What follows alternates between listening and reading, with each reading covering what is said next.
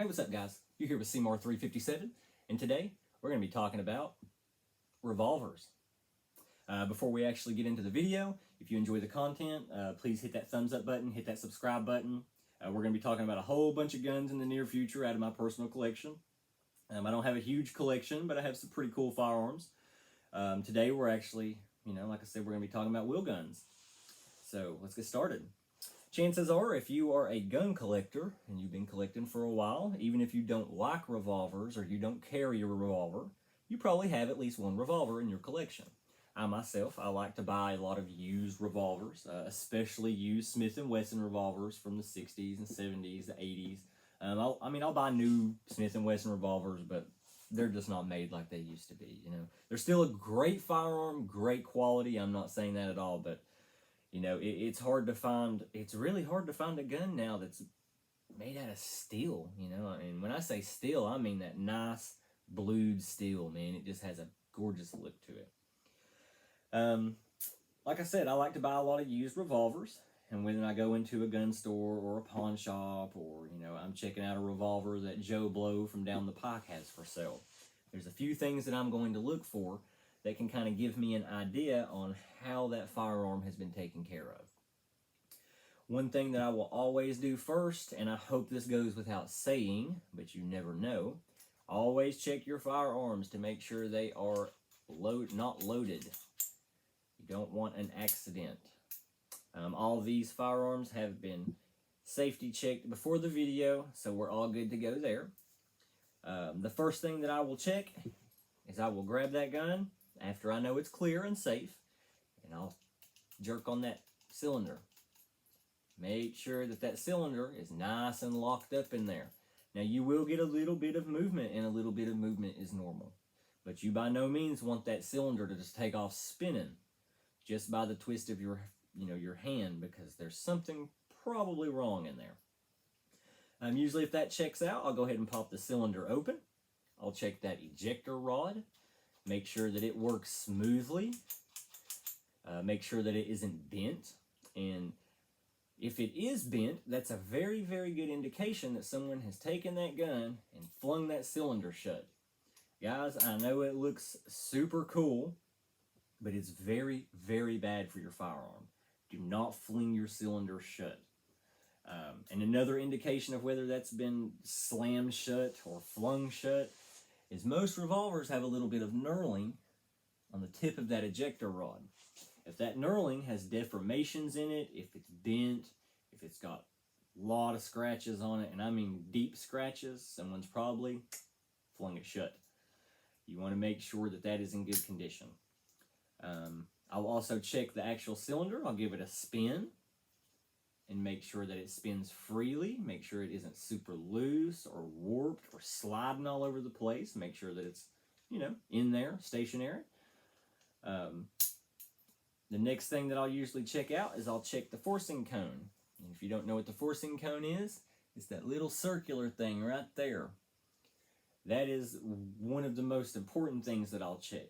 It may not be the first thing I'll check, but I always check it. And if there's something wrong with that forcing cone, whether it be a crack, rolled metal, chunks missing out of it, I've seen them before where they're in very bad shape.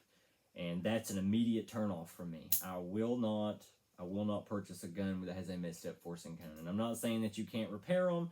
I'm just saying I don't want to have to go through that. If I'm going to buy a gun, I want to be able to shoot that gun safely. And if that forcing cone is cracked, if it has damage, that could explode, and that's not cool at all. You don't want a gun, especially a very large caliber gun, exploding in your hand. You don't want a 22 exploding in your hand, but definitely not a large caliber gun, because your hand would be bye-bye.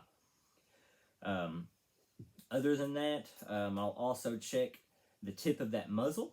Make sure that that muzzle doesn't have any deformations, no chunks taken out of it, no crazy scratches, anything like that, because if it does, it's not going to shoot true. That's the reason gun cleaning rods are made out of softer metal like aluminum or brass, is because you don't want to mess up the muzzle of that barrel. Another thing that I will check is the cylinder release button. They're all made a little bit different. These These have the little thumb groove in them. It's almost like, pretty much just like the Smith & Wesson. Ruger has a button you push. Colts have, a different one that you push in, kind of like these, but it's shaped different, like way different, but you just push it forward. Make sure that those aren't super loose. Make sure they're in there. Make sure you can't grab it and pull it out there, or push it up or push it back. You want that to work how it should. Something else that I will look for, especially with Smith & Wesson revolvers, they have these little screws on the side plate that hides all the internals. If you look at those screws, or if you run your finger across those screws, especially for me anyway, and you can feel them, they should feel smooth. I mean, it's going to feel like a screw, but you don't want it to feel sharp. If it feels sharp, more than likely that metal has deformations. It has rolled ends where someone stuck a screwdriver in there and went to tighten that, and it's slid off and it's bent the metal or scratched up the screw. Now look, man, if the screw is, messed up, does that mean your gun isn't going to work? Not at all. Whatever it does mean, however, is that someone has been in there. And in my experience, a good gunsmith is going to use the right tool for the job. If their screwdriver has slid off of that, more than likely that they've used the wrong size screwdriver. As far as I know, like I said, I'm not a gunsmith or anything like that. I'm not a gun genius. I learn things along the way, and I kind of apply them as I go. But the majority of gunsmiths that I know and that I have talked to try to use the right tool for the job. They don't want to be scratching at people's guns or making them look bad. Especially an older Smith & Wesson, because some of those go for way up their money. Other than that, I'll always check the hammer. I'll pull it back, make sure that cylinder locks up nice there, and make sure you always ask the person before you ever dry fire someone's gun. But I will always dry fire it, especially if that's one of the few things that's going to be a deal breaker. I want to make sure that functions. And, some people don't want you dry firing, some people don't care, and other people would rather you use like a snap cap or something. And most gun shops, pawn shops have a few snap caps laying around so that people can test triggers. But that is something that I will always check. I'll always pull that hammer back, give it a click. I'll try it in double and single action just to make sure everything is working right. And, you follow those few little things that you can look for, and you can, like I said, you can about determine whether the gun's been really abused or not. I generally don't, depending on what the price is, I usually don't care about looks. Like, I picked this one up yesterday, actually. This is a Smith & Wesson Model 10-8, chambered in 38.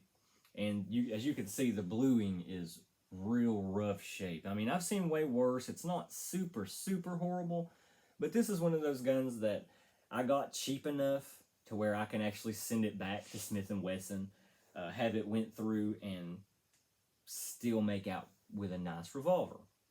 Love the Model 10. It's an iconic model. They've been around forever. They have stood the test of time, and I ran across one at a really good deal, so I snatched it up. And like I've said, just because the gun's ugly doesn't mean it isn't going to function, and that's what I'm always going to check, is the functionality. I want that gun to work.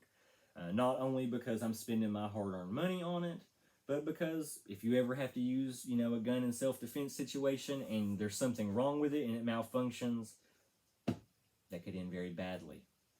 And no one wants that to happen. That's really all I think I can tell you today. Like I said, look for those few things. If you look for, look at used revolvers, check those few things out. You can kind of about tell if you're going to get a decent deal or not, if that gun's been abused. And by no means, checking all of those things does not mean you're going to get a foolproof firearm that is going to last you for 60 years. 1,000 rounds, 5 months down the road. That just means that, someone has tried to take care of it.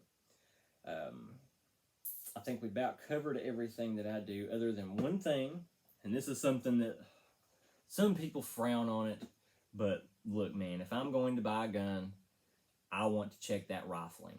You can check rifling and determine how much that gun's been shot. And what I will usually do is let's see. I don't have one with me actually, but usually, especially if I go to a gun shop to buy a revolver and like I know that I'm going to buy something, I'll take this. It's like a little light that I can put it on my finger, and you actually just stick it on a book, and you can use it to read like a book if your old lady's sleeping or something. You can wake her up. But it's just a little LED light, and I'll stick it back here. Look down through there, make sure that rifling looks good. If the rifling's in good condition, chances are that gun hasn't been shot that much. If I look down that barrel and that rifling's barely there and it looks like I'm looking down the barrel of a shotgun, that might push me away. But, you know, I'll buy anything if I get it at a good enough deal. You know, just something to tinker with sometimes. But if I'm paying the money for it, you know, I want it to be in decent condition, as should you. You don't want to spend your hard-earned money on a gun that isn't worth it, you know. And yeah, man, check those things out. If there's something that you guys do, you know, if you buy used revolvers and there's something that you check for that I didn't mention, please drop it in the comments, man. I'd love to hear what you guys look for and, you know, some of your philosophies on used revolvers.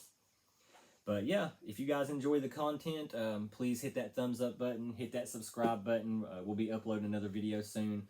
I'm not sure what it will be about. We're going to be doing some reviews, some comparisons, some unboxing. We're going to do some shooting, and just general, you know, we're just going to shoot the shit about guns, man, pretty much.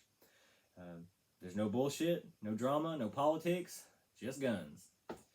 And thank you guys if you've made it this far in the video. I greatly appreciate it. Like I said, hit that thumbs up, hit that subscribe button, man.